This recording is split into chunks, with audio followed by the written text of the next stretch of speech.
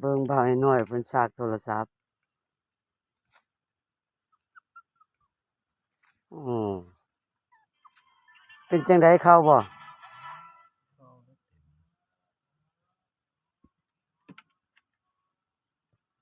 นี่วิธีซากโทรศัพท์เพิ่นอืม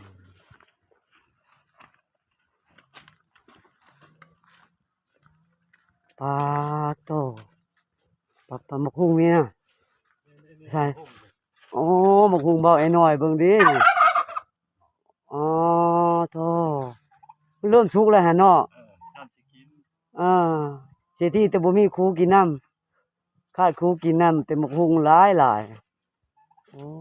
ผู้ๆต้นมักฮุงบ่าวไอ้น้อย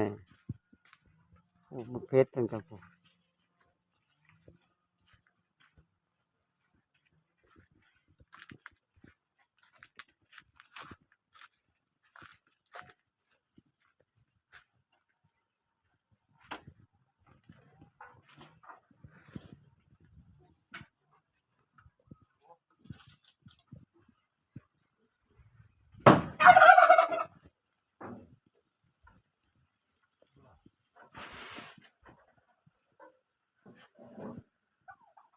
อ้าวมาไสหะ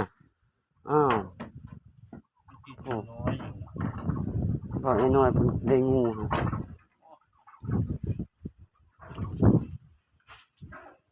จะอยู่อยู่ใส่เลย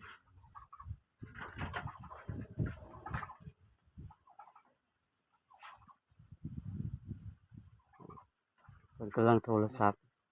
ลูกมันคือมันเข้า